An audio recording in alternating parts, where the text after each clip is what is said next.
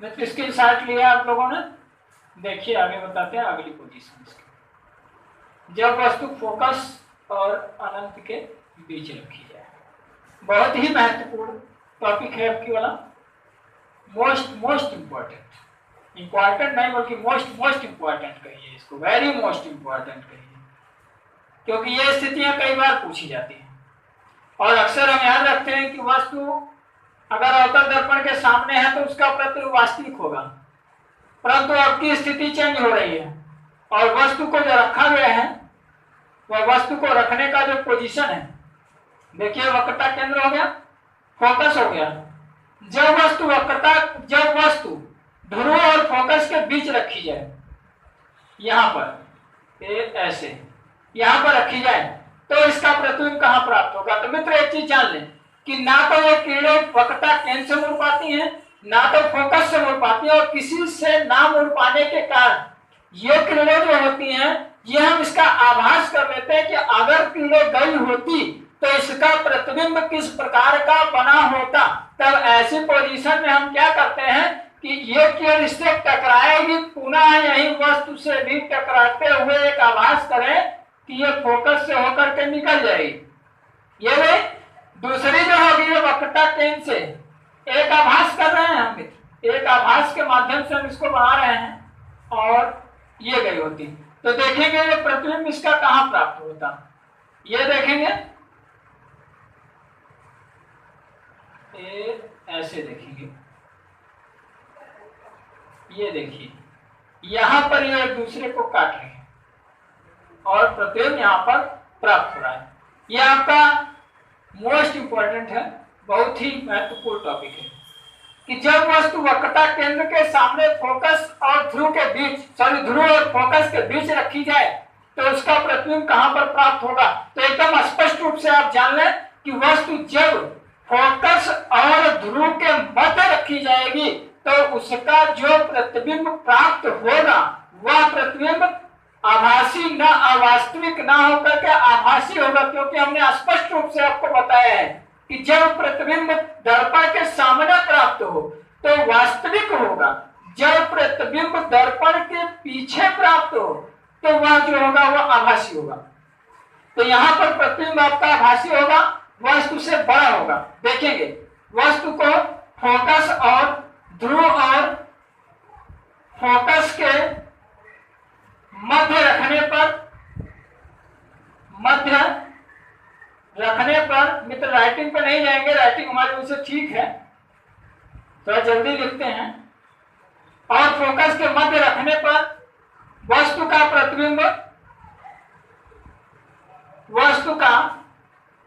प्रतिबिंब दर्पण के पीछे,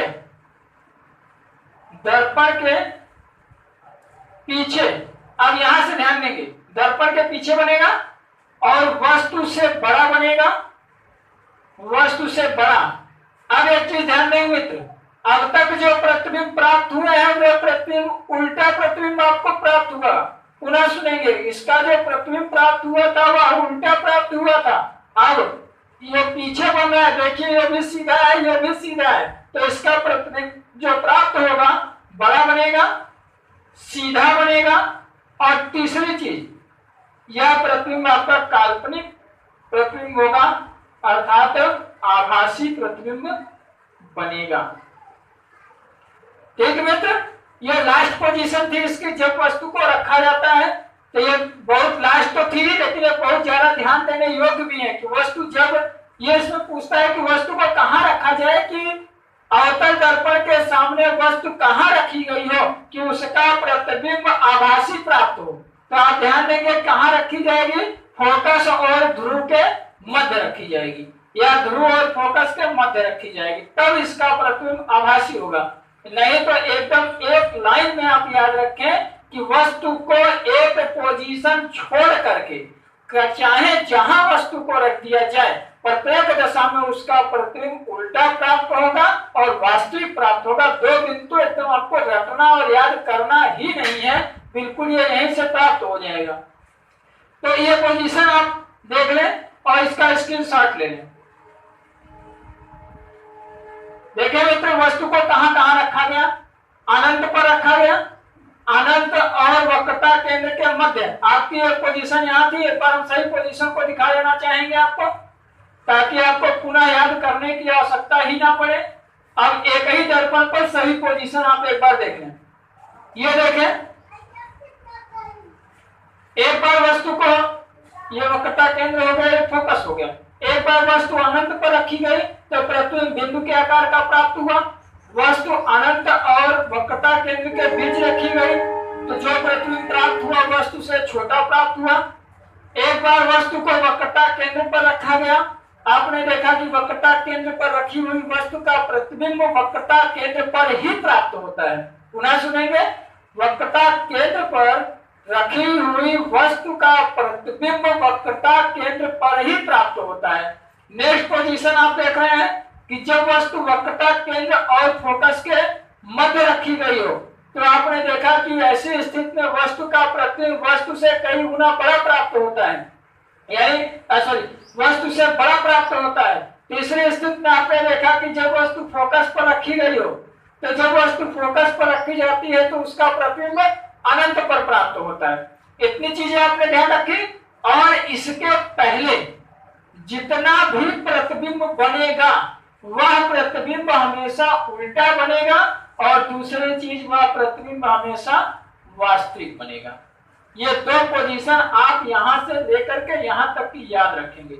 इसके बाद एक पोजीशन जब वस्तु फोकस और ध्रुव के मध्य रखी जाएगी तब इसका जो प्रतिबिंब प्राप्त होगा वह प्रतिबिंब आभासी प्राप्त होगा और सीधा प्राप्त होगा। यह पोजीशन मित्र याद रखेंगे, यह हमेशा आपके काम में आएगा और याद करने की आवश्यकता नहीं होगी। इसका स्क्रीनशॉट ले लें और हमेशा के लिए अपने पास सुरक्षित कर लें। देखिए दोनों स्थिति हमने आपको बता दिया कि एफ के पहले before F, after F. Before F होगा तो उल्टा और वास्तविक होगा, आफ्टर एफ होगा तो आभासी और सीधा हो जाएगा। आशा करते हैं कि आपको अवतल दर्पण का प्रतिबिंब बहुत ही बेहतर ढंग से समझ में आया होगा। आगे अब आपका आता है उत्तल दर्पण द्वारा प्रतिबिंब का बनना। बहुत ही जबरदस्त आपको बता रहे हैं कई बार में कि जब उत्तल दर्पण के द्वारा प्रतिबिंब बनता है तो क्या स्थितियां होती हैं। एक ही स्थिति में आपको सारी स्थितियां हम क्लियर कर देंगे उत्तल दर्पण की, देखेंगे। ले लिए स्क्रीनशॉट, इसको मिटा दें।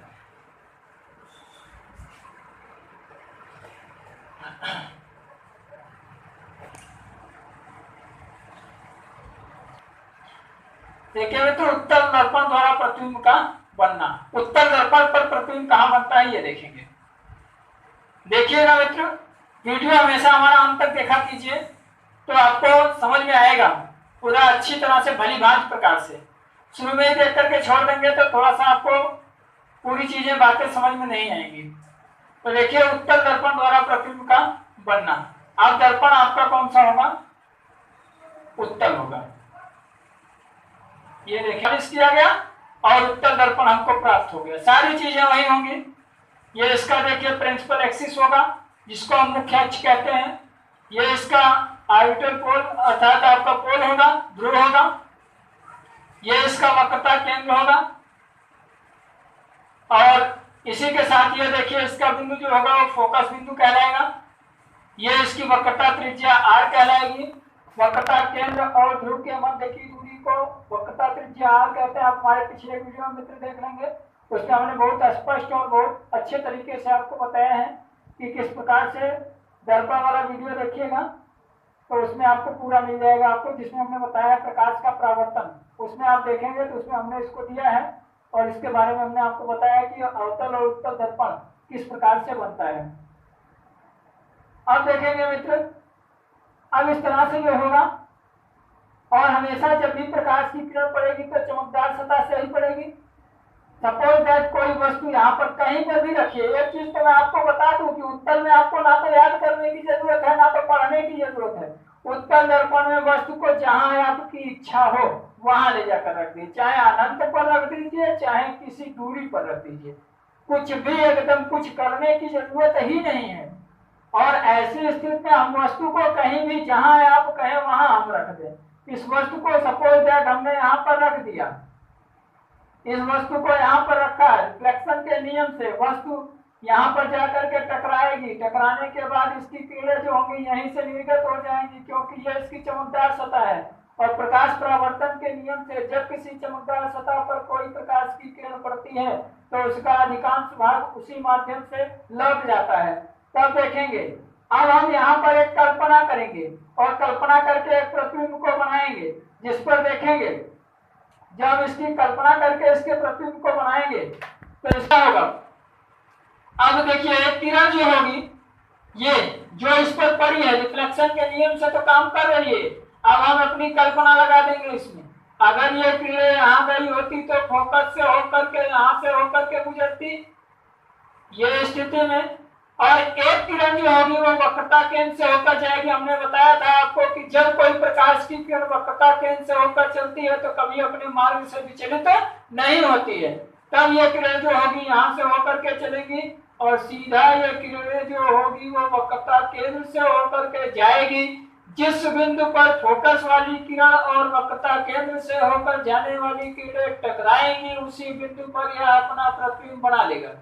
पुनः सुनेंगे मित्र कि उत्तल दर्पण पर वस्तु को कहीं पर भी किसी भी पोजीशन में रख दिया जाए तो उसके हमेशा किरणें जब दर्पण से टकराएंगी तो एक किरण हम आभास करके देखेंगे फोकस से होकर जाएंगी, दूसरी किरण जो होगी या वक्रता केंद्र से होकर के जाएगी। जिस बिंदु पर दोनों किरणें एक दूसरे को प्रच्छेदित करेंगी वही किरण जो वही बिंदु इसका जो होगा वह प्रतिबिंब बनाने के योग्य होगा और उसी स्थान पर इसका प्रतिबिंब आपको प्राप्त होगा। स्पष्ट रूप से देख पा रहे हैं कि प्रतिबिंब कहाँ प्राप्त हो रहा है, कैसा प्राप्त हो रहा है। तो एक ही चीज याद कर लीजिए कि वस्तु को चाहे जहां रखा जाए, स्पष्ट रूप से सुनेंगे कि उत्तल दर्पण पर वस्तु को कहीं पर भी रख दिया जाए, कहीं पर भी रख दिया जाए तो प्रत्येक दशा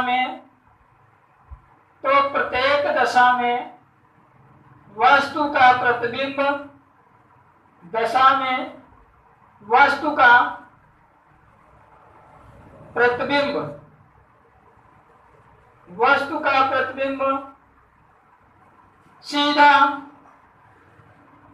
सीधा देखिए दर्पण और फोकस के मध्य, दर्पण और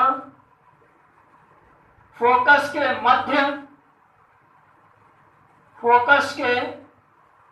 मध्य तथा वह सीधा बन गया है। दर्पण और फोकस के मध्य वस्तु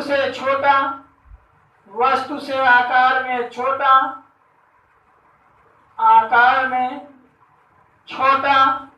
एवं आभासी प्राप्त